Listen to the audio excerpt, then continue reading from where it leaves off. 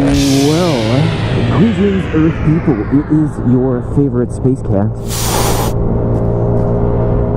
And we're heading back to Interstellar Motors today. And hopefully there's nobody else there. I can do a little bit of face vlogging and tell you about what I've been up to over the winter. It is currently no longer winter. And all like 20 of you who actually watch these videos saw my snow biking video, which was pretty fun to make. And yeah, this is the liquor store slash bar where all the dedicated alcoholics of Rochester go to hang out. And the reason is, it's the only place that you can get a drink at like 8 o'clock in the morning. I think it's a little racist. It's an Irish themed bar. Whew, man. Like suddenly got cold. It was like 80 something degrees the other day.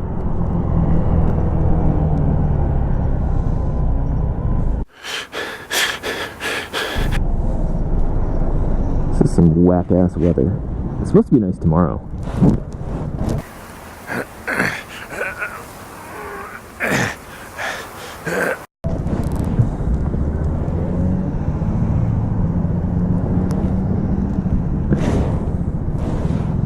Man, that guy's like mean mugging me. Come on, Ruckus, let's go. And we're heading into downtown Rochester. You see up ahead. This is the infamous Cadillac Hotel right here. It is home to many of our homeless folks. It was originally bought by a new owner seeking to transform it into luxury apartments. The new owner fell in love with the residents and decided to keep them there, realizing that many of them had nowhere else to go.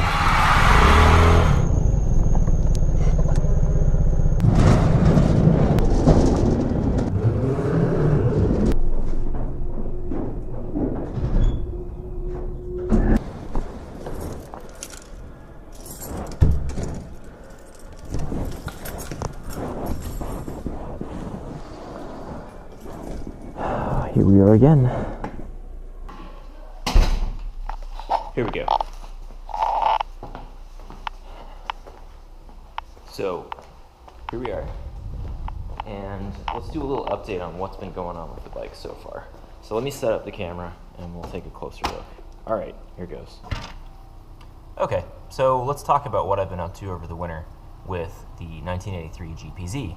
I've got kind of a mess of parts here, but I'm just going to start with kind of how I did things in order, and we'll go through the different pieces of the bike. Okay? Sounds good. Here's the first thing I did when I got the bike. You might remember when I stripped it down to the frame, the tank was rusted all the way through. That was the first video. You can look back and see that one earlier. So what I had to do was replace the tank. That took a while to find one. I ended up using an older tank and retrofitting it. But the most important thing was to give me a place to actually put my battery and all my electronics. So let's take a look at what I did with that.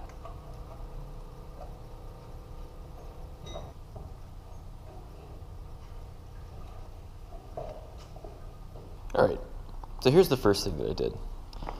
I took a pan of steel and I cut it out to the shape of this. And what I did was I used a cardboard template that I traced around it. So let's have a look at that template right now.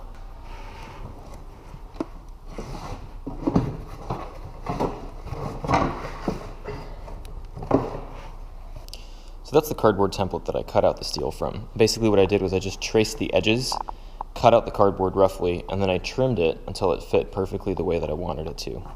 I had a little bit of trouble clearing this part where the tank actually fits over it. So what I ended up doing was when I finally cut it out, I just ended up cutting it off. So what I ended up using to cut this metal was a sheet metal cutter, and we're going to walk over and check that out right now. So this is a sheet metal cutter, and basically all I had to do was take this lever and put the sheet metal where I wanted it. There's a blade right here, and you just pull down and you move the metal as you cut it. This was really, really useful. If you don't have one of these, you'd have to use an angle grinder. It'd be a lot messier. This was really quick. Cut the amount of work I had to do down pretty tremendously. So I would recommend, if you don't have access to one of these, use a angle grinder with a cutting wheel. Otherwise, if you can find access to one of these, and you can find one of these, you can see this is a Beverly Shear brand made in Chicago, Illinois. Pretty old school piece of equipment. So if you don't have access to one of these, use an angle grinder, but I highly recommend one of these if you have it. Okay, next. So let's draw a little more attention to this. The wiring harness I had was pretty shot, so I ended up getting a Moto Gadget M unit, and I'm running the entire electrical system off of this. I can give another video of the whole process of how to set this thing up. The wiring is kind of messy right now just because I'm getting a sense of what to do with it. The other thing I did was relocate the battery. The stock battery is way down there. I didn't like that location because it's a prime place for it to get wet, especially when you remove all the plastic covering stuff that's on there. So I wanted to make a new battery box location with a smaller battery. I've used a Shirai lithium iron, not lithium ion, iron, like Fe, ferrous, battery. I like them. Some people have various degrees of hatred for them. I think the main problem with them is you have to have a really healthy charging system. So you need to check your regulator rectifier, which is what is essentially the alternator on a motorcycle. I'll show you that in a second. The other thing I needed to relocate was this guy right over here. This is an ignition system or a CDI box. This is what all modern motorcycles have. Now, real true classic motorcycles have points ignition. It's a mechanical way of telling the coils when to fire. This is an electronic ignition that has advance and retard on the timing. And what I did was I basically made a little bracket for it over here so I could mount it vertically, clear some space. The next problem was where to mount the seat and to hide the wires. So I've got a lot of wires. I can't tuck them all underneath the frame just because you've got a frame rail right here that kind of gets in the way. So what I've done is I've taken some foam and I'm going to run the wires through here. So this is actually from the regulator rectifier going back to charge the battery. So I've run this one through here. This was originally where I was going to put this CDI box, but I'm actually just going to run the wires all the way to the back. So this is the wiring that I've created, a little harness that goes all the way to the ignition coils.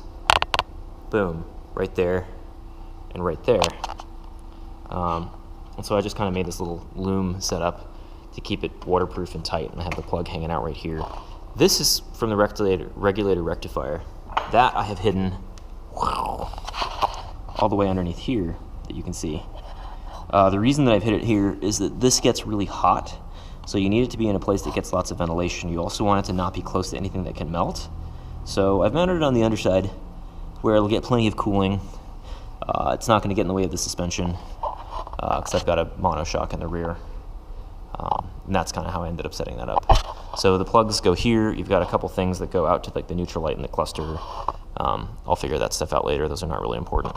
The other thing I did, next let's kind of go to the fueling system. So take a look at these carburetors. These are TK26s. They are a pain in the ass. They came spray painted black, which was really annoying and I didn't like it. So I vapor blasted them. In the process, I got little vapor blast glass bead. It's basically a sandblaster with water and glass beads that are really tiny. They got everywhere, so I ended up having to spend a ton of time using an ultrasonic cleaner, that's that guy over there, to get all that shit out of there. So that took me a lot of time and a lot of frustration, a lot of cursing. Hopefully they all work and that struggle is over. Yeah, I have some choice curse words to say about that entire process, but anyway. I've got a new shock. That's a YSS custom shock set up for my weight. Brand new chain. The sprockets were actually new when I got it, so that was kind of cool. Let's move over. Vapor blasted that so it looks nice and shiny. I wanted to do that, but it's in pretty crappy condition, so that's going to take more time.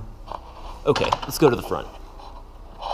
I've got some Tarazi clip-ons, nice little Italian clip-ons. It's tough to get them to clear this upper clamp. There's a couple problems. This doesn't have any offset going forward like some of the more modern bikes do, so it likes to hit the tank. These actually clear the tank, thankfully. They've got a little bit of rise to them, and they look cool. So I was just really happy with how these came out. I've got M-unit Moto Gadget buttons. I've got my turn signals. I've got my horn. I've got my lights, and I've got my starter button over here. I'll have to label them, come up with some funny-looking stickers for it. The other thing I did was take the master cylinder off of a ZX10R Kawasaki Ninja, and I've used that radial master cylinder to power my stock brakes. Those guys down there. I've completely rebuilt the forks, so I removed both of these, and these are damper rod forks, so they basically have a hole with which oil goes through, and those holes provide resistance that gives the fork its damping quality. So what I did was I drilled out those holes till they're useless, and I installed a special valve, again from YSS, that you can custom set up to your weight and stiffness preference. So those are completely rebuilt modern style forks now that have cartridges inside of them, and I'm very proud of those. So they ride really nicely. The other thing was I have progressive springs in here. This used to have an air assist, kind of like a mountain bike fork.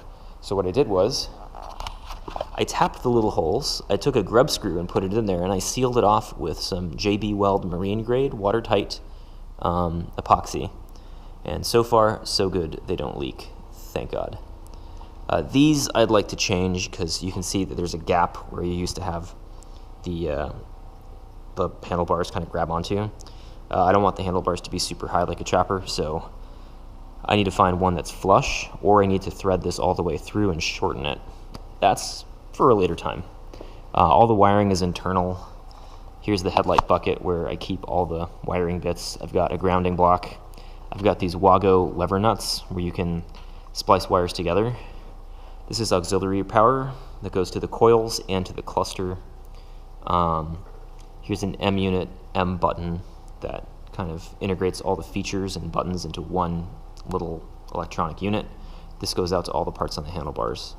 I left the wires long on purpose because, I don't know, I just don't want to cut them yet until I know exactly where everything's going to be. Here's a RFID key. That's not the final mounting place. It's not its final form, whatever, but that's what we're going to do today. And lastly, got electronic cluster. This guy was just off of eBay. It's nothing special, but it looks a lot better, and the stock gauges were broken, so that works, and it looks nice. And it's really centered, and that makes my OCD really happy. Okay, what else? So pretty much that's my bike.